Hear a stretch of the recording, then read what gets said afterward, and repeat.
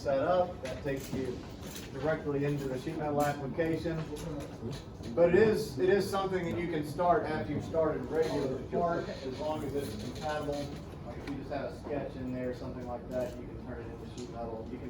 There are actually tools to convert an existing solid model into a sheet metal part. Kind of neat, but we're not going to go into that. So we want to make sure that we're in inches and on sheet metal, and that we're in some directory that we can write to. All right, so something like that. So here's our print. We have this little table leg that's been folded a couple of times. And so we'll start by just modeling, just drawing this outside of this thing. So you might be expecting to jump into a sketch, and you can in fact do that. It's easier though if you'll start off creating a tab. So this tab is going to kind of become the base feature. And if we already had a sketch at this point, we can just select it, or we can create a sketch inside here, make it an internal sketch on the XY plane, for instance. So now we're back in the familiar sketching environment.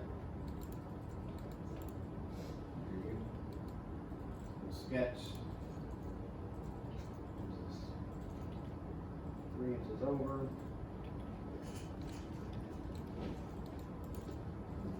Down 1 inch. This part down like 4 inches. This part goes over 1 inch. There we go, get connected. Alright, sketch is fully constrained. Now, if you remember back in 3421,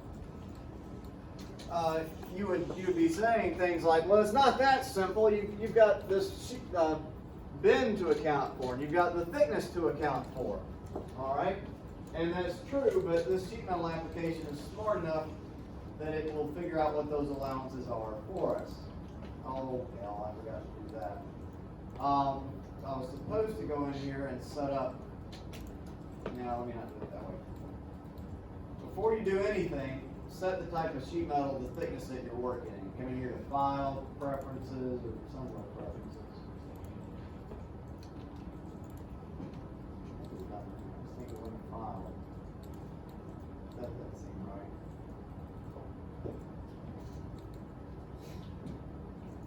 Here's the other thing.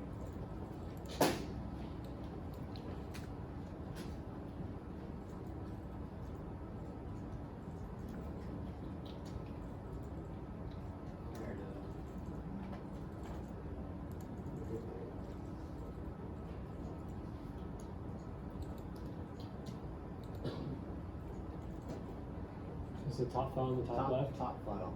It's not the menu file. Like the one next to file home? Oh, this file. Oh, File for goodness preference. sakes. All right. This file, preferences, sheet metal. So we're going to use this 0.0625 thick. Now, from 3421, you remember that the bend radius, that inside radius, general rule of thumb, at a minimum, it should be at least as thick as the material. It's really defined by the tooling that you're using and the material that you're putting in that tooling. I'm going to leave it as 0.1 bend radius. And we can leave these relief depth and relief widths as 0.1 as well. Also, you'll remember that when you bend,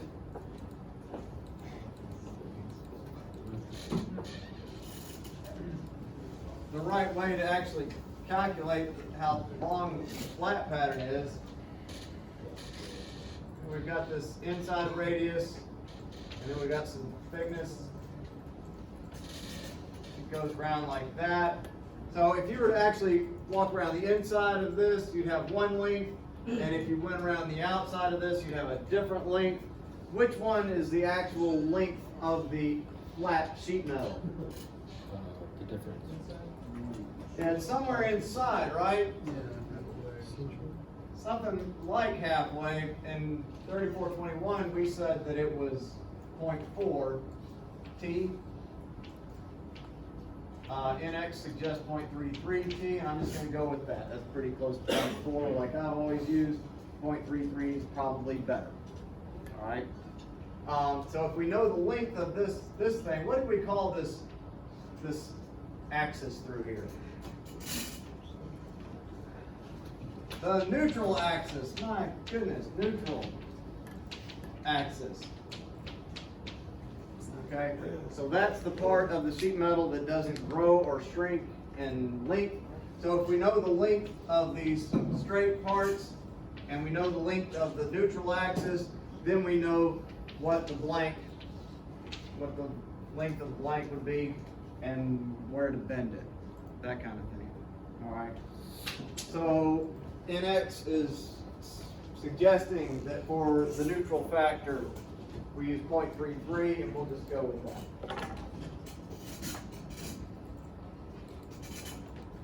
All right, now we go in and start our tab. You have to re-draw it. I don't know. There probably was an easier way. I just don't know it. Start it on there. Yeah, if I had done the sketch first, I would not have had to come back out and change it. The sketch wouldn't have been effective. But since I made my sketch internal to the dumb thing,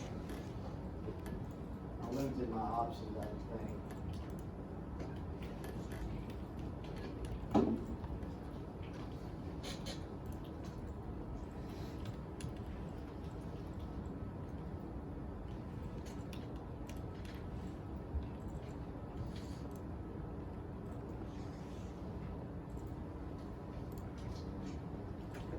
All right, so now it comes in 0.625, and that's okay.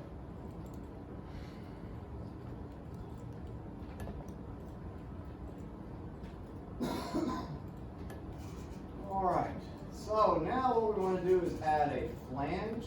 So if you're taking notes, we did a tab first, and we'll do a flange second of all. And we're going to build that flange off of our original tab. Now you'll notice that we have some options here about which side we put this on. All right, so we can put the material outside, we can shove the whole bend outside of that dimension. But what we want is the material inside.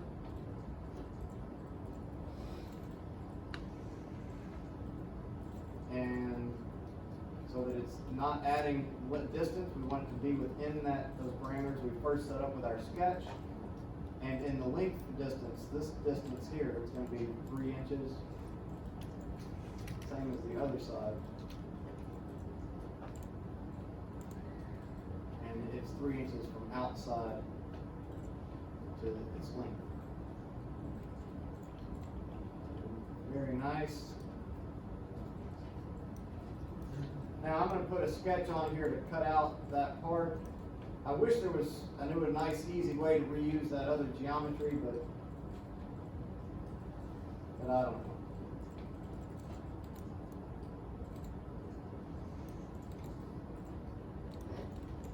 Something's not right about that. I'll have to go back and fix that.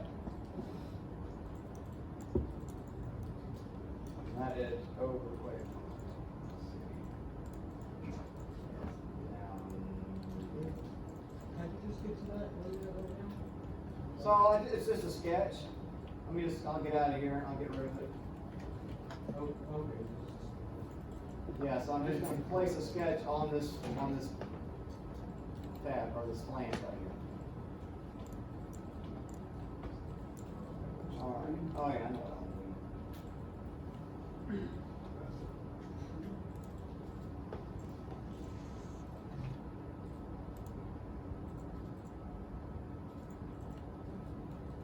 So that's what I'm going to cut away. I just need to constrain it.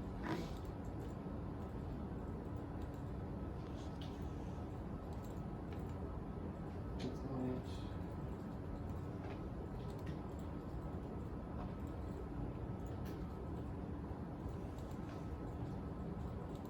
That's 1 inch. Now my sketch is fully constrained. So they move stuff around on you. Somewhere in here is an extrude. I wind up using this thing a lot. It's the same extrude that you would normally have, it's just in a different spot.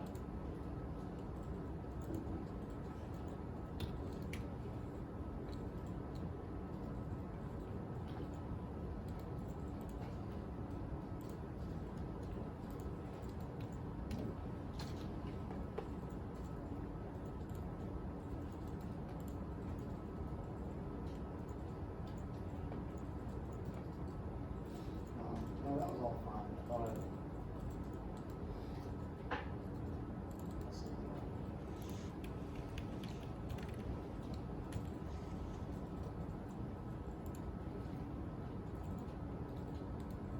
Alright, so that gives me both of the downward cut legs. And now I need to put these two flanges on the top, both an inch from the outside. So a flange on this edge is a distance from the outside. It's just 1 inch long though, 90 degrees.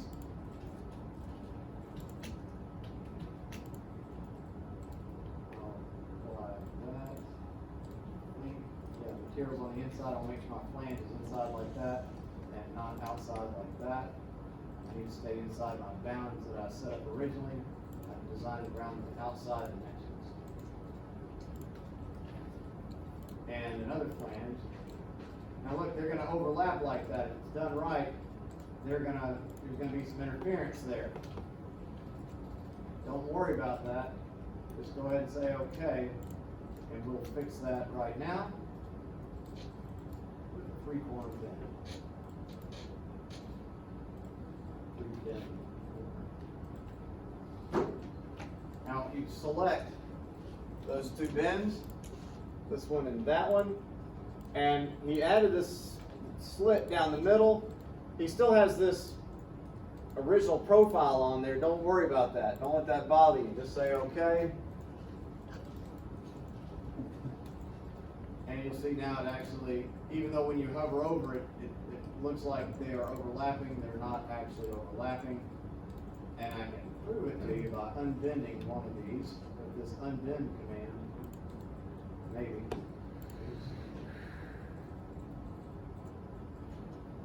There you can see it's actually unbent.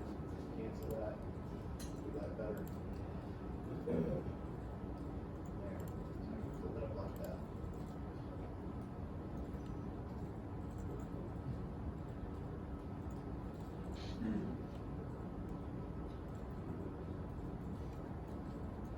Alright, as far as our geometry, now we have these 2 little, they look like fillets or edge blends.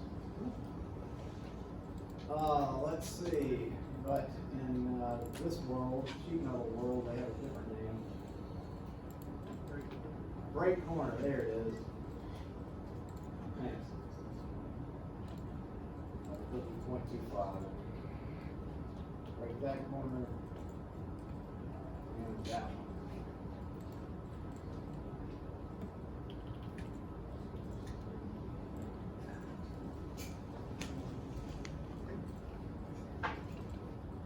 Alright, so what we did is we made a tab first of all, and we added flanges to it.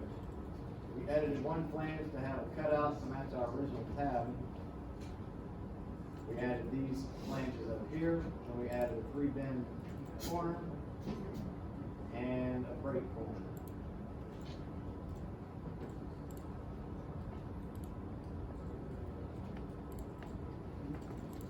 Yeah. So you made a sketch earlier, right, for the second triangular bend? Yes. How did you punch out the excess? I extruded it. Oh, I see. Extruded. Oh, you did that. You just did a minus. Okay.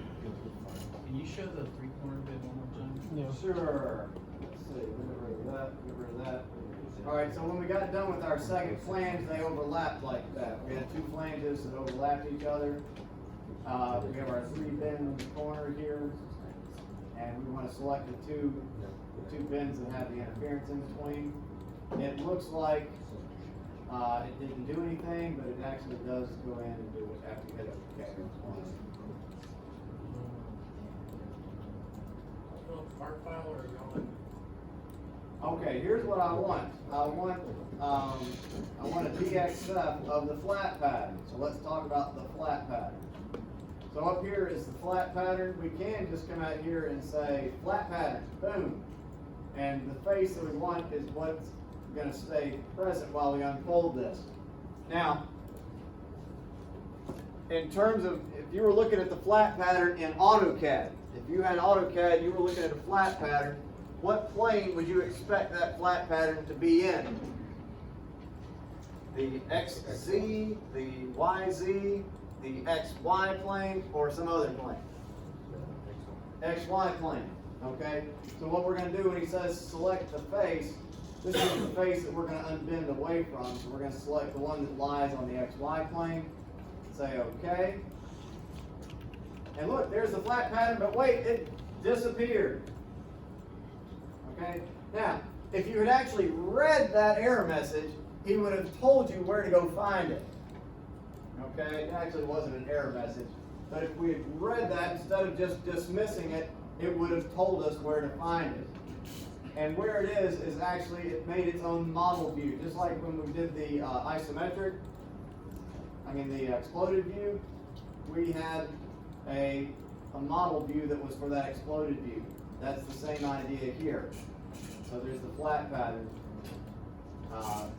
there. Now that has all the instructions and everything on it. What our programmer is going to want for our laser cutter or our plasma cutter is going to be a DXF of this. There's actually a command all for that. Flat pattern. Export flat pattern. The default is a DXF. Where you're going to put it, wherever you want to. And then that's going to be what you turn in. Where he says select flat pattern to export, you'll pull that off of here, off of your part navigator. You can't just click on it in here. Alright, that should have created this flat pattern. I think it's somewhere on my desktop. Oops, stop. I think I put it in the can folder here. There it is. And depending on how your computer is set up, he should have let you open it with AutoCAD.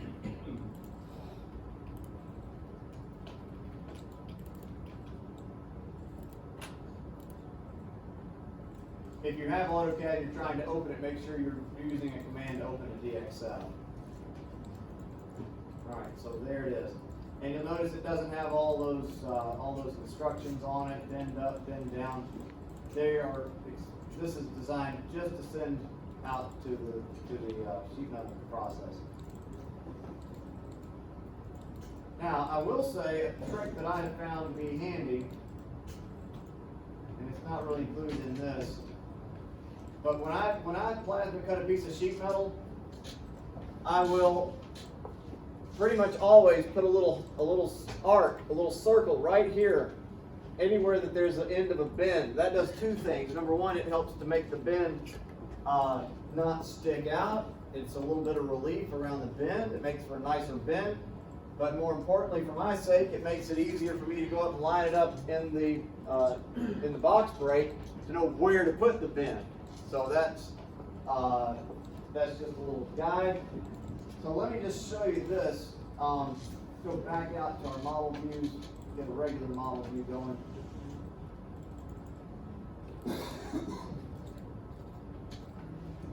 I can make a hole happen before it's bent, even though it's been designed as bent. So what I can do is add in here an unbend command. Where is that? Here it is, unbend. I can hold that still and unbend that.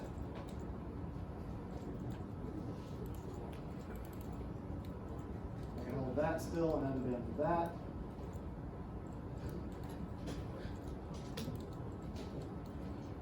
And then what I can do is put a little hole on there. The hole command's in here somewhere.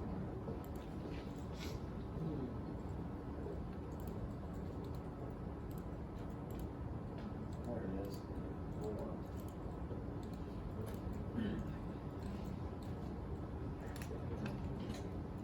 good, there's an existing point for it.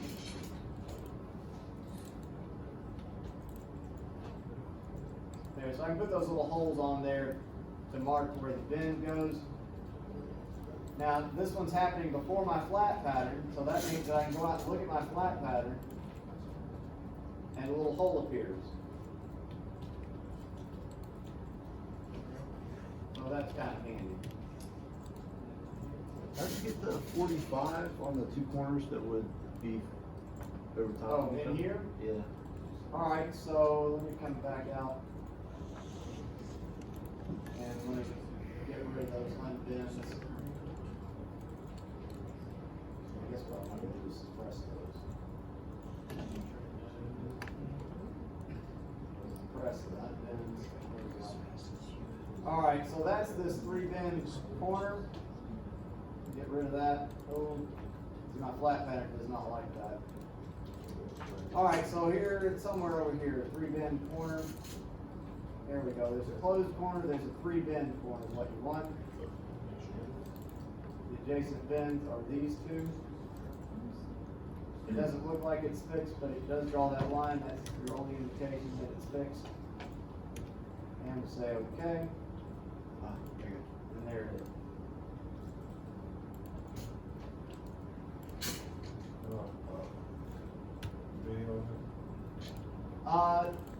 There is a video. He goes into more than what I'm doing though. You get more. Oh, this is not the video. That's the actual. That's making the part. I thought I put the link up there too.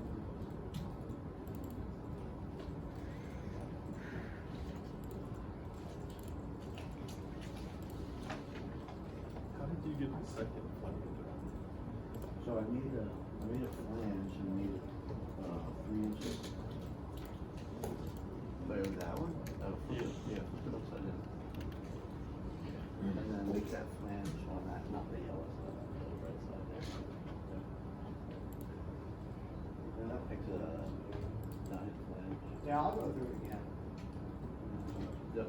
Hit this line? Yep.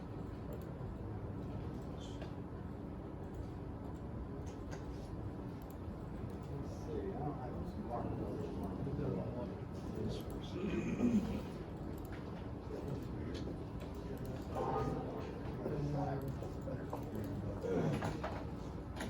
And I literally did. See your other edge. See your other one off. See, that's what I was trying to do. Alright. Step number 1, start the sheet metal.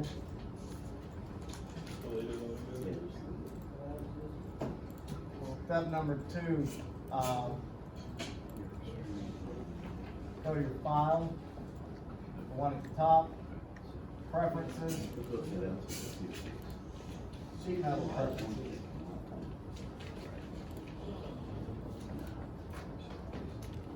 This one needs to be. Set the thickness. Get this on.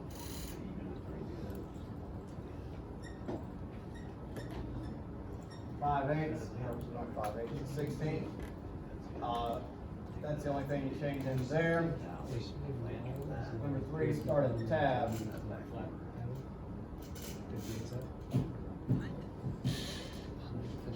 Tab looks like this.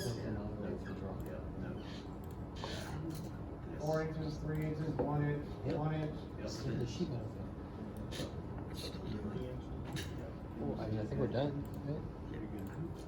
Okay, sorry. Then you're gonna add a flange.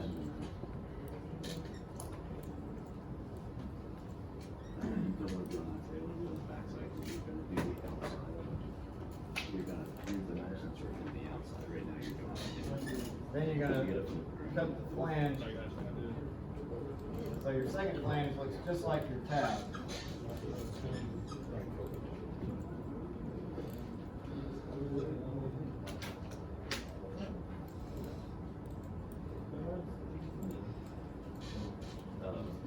Yeah. No, you want to do 1 inch down. You're gonna sketch this cutout on there, and you're gonna extrude that, remove that.